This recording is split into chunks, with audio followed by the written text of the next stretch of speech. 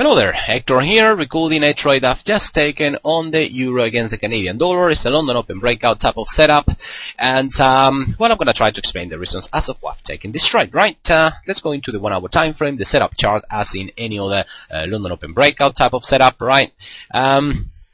What we see here is, well, throughout the last 2-3 days, price has been uptrending, okay? Moreover, the Tokyo range, last night's Tokyo range takes place at the upper end of the previous day's range, so that's okay. Moreover, we haven't really broken the 50% ATR bonds, throughout the Tokyo range, so that's okay as well. Now, the range, also price action throughout the Tokyo session has been moving sideways, as you can see, as the European market open. Price accelerated. Okay, this is the Frankfurt Open, and well, now this is the London Open. As you can see, we are beginning to see the typical market acceleration we see as the European traders punch in their trading volume into the market. Okay, now moreover, you can probably see that we have or that I've plotted a blue line on my screen, right?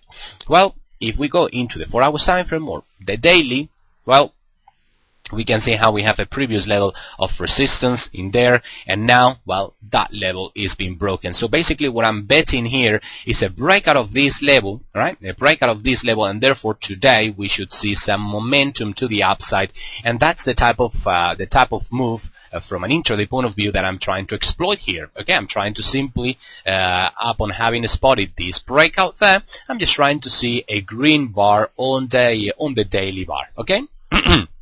And we have another level of resistance, the next level of resistance that is way above, and certainly plenty of space around there to squeeze my profits from an intraday point of view. All right, I just wanted to show you guys how to blend long-term levels of support and resistance with intraday trading. In this case, I don't know if you guys can see that. Let me actually zoom in a little bit more.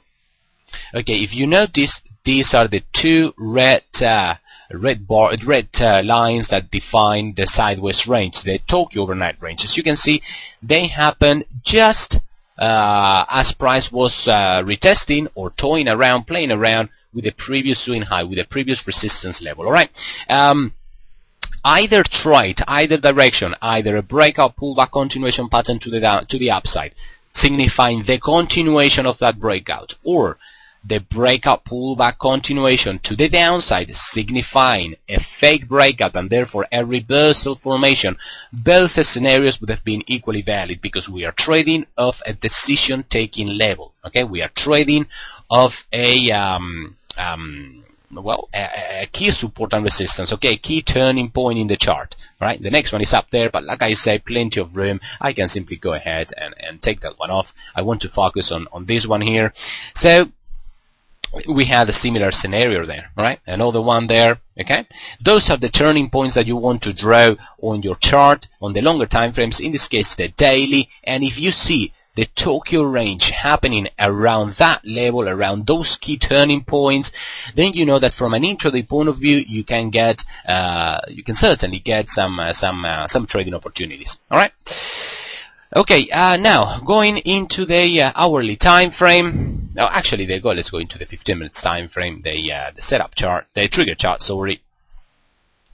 Tokyo range, right there. All right. Breakout, pullback, continuation. Actually, let me zoom in a little bit more. Do you guys see that breakout, pullback, continuation pattern with a 1 bar pullback? This one there. Okay. Price. As the European markets open up, we saw the momentum to the upside. Price broke through all the way to the next round number, 160.50. From there, as usual, price finds some temporary reaction, comes back to retest breakout points. The Tokyo's high. The Tokyo's high right there. It didn't quite come back to retest that level right to the pip. Okay, it came back down to there. Whereas, well, it didn't. It just it just didn't retest the high, sorry, the Tokyo high, maybe just carrying too much momentum. But at any rate, what we saw is that 1 bar pullback, which is where I based my entry. And there is a round number. I wanted to enter a couple of pips, few pips above that round number. That's where I placed my buy stop order, which well has been hit on the current bar. Okay, stop loss as usual below the pullback aspect. A very tight stop loss actually here. It's just 20 pips, a little bit too tight for my taste, but nonetheless, well, the pullback was just so small. All right, was just so small that it's just the kind of stop loss that I'm being given by the market. As far as the target goes, I'm just shooting for the next round number, right? The next round number, as you guys know, I like to base my entries around round numbers and exits also around round numbers whenever I am intraday trading. Okay, you want to locate or you want to squeeze your targets within 2 consecutive round numbers. In this case, the 160.50 and the 161.00. You have 50 pips in there to make your profits, obviously without counting the spread, of course, but nonetheless 50 pips should be plenty of room to make intraday profits. Okay, let's say 30, 40 pips, that should be more than enough to make those 30, 40 pips, which is not too bad for one day, right? Also, well, the average true range projection comes to 160-112, which is somewhere in there. But as you guys know, I like to, well, first of all, take a look at where the full projection comes, the full ATR projection comes by, and then see if there is any round number in there. In this case, as already stated, is the 161.00, and simply place my final target just before that level. Alright, basically what I like to do is to blend ATR projections and round numbers as far as locating my my intraday targets. Okay, in my opinion, if you blend ATR projections and round numbers, if you are an intraday trader, of course, if you are a long-term trader, then none of this will make sense. But if you are an intraday trader and you blend round numbers and ATR projections, you have one of the finest exit policies, target price policies that you can find. All right, you are well trading. You are blending statistical averages, which is the of course the ATR, and pivot points, intraday pivot points, which are the round numbers. Anyway, enough of that. Now entry price 160.52, stop loss 160.32, target price 160.98. It's a 1.5 risk reward ratio, which is not too bad considering it's an intraday trade. Intraday trades usually carry a lower risk reward ratio than long-term trading, but that's the way it is. Okay, folks, that's all for this video. I'll keep you updated. Bye bye. Hi folks, just a quick update on the trade that I have open right now on the euro against the Canadian dollar. If you remember, my entry was right there. It's been about an hour and a half into the trade. Now the noon London time is gonna come soon, and well, therefore the second portion of the London session is going to kick in, which is usually a little bit slower than the first half. So far, well, the trade is moving in my direction. But we are obviously not seeing the momentum that we saw at the beginning of the European sessions. As you can see from entry, well, price has kind of slowed down a little bit, which is normal. Okay, it's not something that's totally uncommon. I like to see a price taking off already in my direction. Like I say, I don't like to.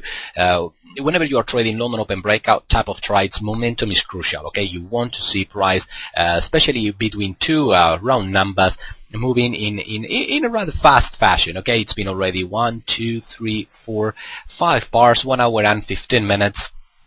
Since we are looking into the 15-minute bar, so 1 hour and 15 minutes for price to cover simply 50 pips. Well, that's not really normal. Okay, price is moving today a little bit slower than usual. So if I do see that price begins to meander sideways, or continues to move sideways between these two round numbers that I am basing my trade from, So I may actually just go ahead and secure my stop loss right below that round number, just to secure just to offset the risk on this trade. Okay, again, it's just a matter of protecting yourself whenever you are expecting a momentum move, and that momentum, even though, again, I must repeat, I mean, this trade is not going against me, it's indeed going up, it's indeed going in my direction, it's just not moving as fast as I was expecting. Okay, so again, my plan of action here, if I see that within the next two 15-minute candles, price is not really taking off and it simply begins to move sideways as it has for a while already, I will just move a stop loss to up there, like I say, in order to offset a little bit of the risk. Okay, all right, bye bye. Hello there, just a quick update. As you can see, I've indeed trailed my stop loss finally to just below that round number, the 160.50. I've been in this trade over 2 hours already, actually, almost 2 hours and a half, ever since my entry point right there. 1, 2, 3, 4, 5, 6, 7, 8, 9, 10. So 2 hours and a half into this trade, and I mean 2 hours and a half through the first half of the London session. Just to cover 50 pips, from one round number to the next one is way more than enough. Okay, there's just not that much momentum here today. It seems like most of the traders in the European sessions seems to be taking the day off or something, because again, like I say, the momentum is just not here. So I've decided to secure this trade, to offset as much as possible the risk. If I get stopped out right there, I would only lose 8 pips. So, I mean, so small, it doesn't really matter. It's almost a break-even trade. I don't know.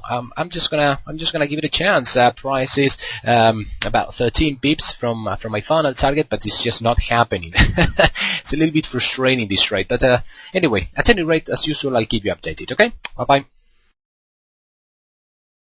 And well, finally there it is. Eventually, it hit my final target. Seems like it's now picking up momentum. Funnily enough, I've been sweating through all trade long. I've had 2 coffees in the meantime, but well, it seems like finally it's picking up some momentum. Thanks God. So, well, anyway, that's basically it. I've closed the trade. Not too bad. I mean, stress-free. I mean, my original stop loss, it was never challenged from entry. The price moved, as you guys know, from an intraday point of view, when one round number is broken, it kind of tends to gravitate towards the next one. So my original stop loss was never challenged. It was just a little bit too slow for my taste. But anyway, that's sometimes the market is like that. Okay. All in all, plus 42 pips on this trade, which is not too bad for one day. All right, a little bit slowly, a little bit of a painful trade, but at least 42 pips, not too bad. All right, guys, that's all. Bye bye.